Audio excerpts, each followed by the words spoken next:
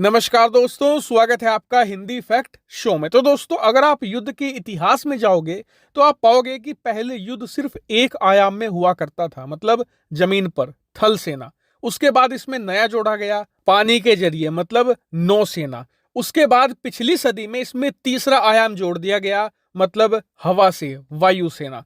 लेकिन अब से कुछ साल पहले इसमें चौथा आयाम जोड़ा जा चुका है और वो है स्पेस का, यानी कि अंतरिक्ष का। और इसके पीछे दो बड़े मकसद हैं। पहला मकसद तो ये है कि अमेरिका और चीन जैसे देश एक दूसरे को टक्कर देने के लिए और बाकी के दूसरे देशों को दबाने के लिए अंतरिक्ष में नए नए हथियार तैनात करेंगे। इनकी प्लानिंग बहुत बड़ी है। यहां तक कि अमेरिका तो अपनी स्पेस फोर्स भी बना चुका है और चीन अपनी स्पेस फोर्स को खड़ी करने में लगा हुआ है। यानी कि ये दोनों देश अंतरिक्ष पर पूरी तरीके से अपनी अपनी डोमिनेंस चाहते हैं। इसके अलावा दूसरा पॉइंट ये है कि भविष्य में इंसान अंतरिक्ष के अंदर नए नए खनिज पदार्थों की, नए नए रिसोर्सेज की खोज करेगा और उन्हें पाने के लिए जितने भी बड़े और शक्तिशाली देश हैं, यानी कि अमेरिका, चीन, भारत, यूरोप, सब उनको पाने के लिए अपनी जान लगा देंगे। और ऐसा करने के दौरान आपस में लड़ाई झगड़े और कॉन्फ्लिक्ट भी हुआ करेंगे। इसीलिए जो चौथा आयाम है ये बहुत ही ज्यादा इंपॉर्टेंट बन चुका है भविष्य को देखते हुए। हालांकि अगर मैं वर्तमान स्थिति की बात करूं तो आज की तारीख में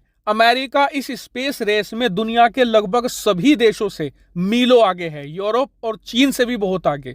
और इसका सबसे बड़ा कारण है कि अमेरिका ने सरकारी और प्राइवेट कंपनियों का एक बहुत ही तगड़ा कॉम्बिनेशन बना लिया है, जहां उसके पास एक सरकारी ऑर्गेनाइजेशन है जिसका नाम है नासा, दूसरी तरफ उसके पास एक दिग्गज प्राइवेट कंपनी है जिसका नाम है स्पेसएक्स। और इन दोनों के जरिए अमेरिका पूरी तरीके से डोमिनेट कर रहा है इस समय स्पेस को। वहीं भारत पिछले कई सालों से इस बात को डीपली ऑब्जर्व कर रहा था कि एक तरफ चीन है जो अरबों डॉलर पानी की तरह बहा रहा है, लेकिन कोई सफलता नहीं मिल रही। क्यों? क्योंकि सारा का सारा बोझ सरकारी कंपनी और ऑर्गेनाइजेशन के ऊपर है, प्राइवेट प्लेयर है ही नहीं। वहीं दूसरी तरफ अमेरिका है जिसने बहुत ही सॉलिड सरकारी और प्राइवेट का कॉम्बिनेशन बना दिया है, जो अमेरिका के फेवर में बहुत ही जबरदस्त तरीके से काम कर रहा है। और इसी से सीख लेते हुए भारत ने भी अपनी जो प्राइवेट कंपनियां हैं इन्हें सपोर्ट करना शुरू कर दिया था पिछले 3-4 साल पहले से ही।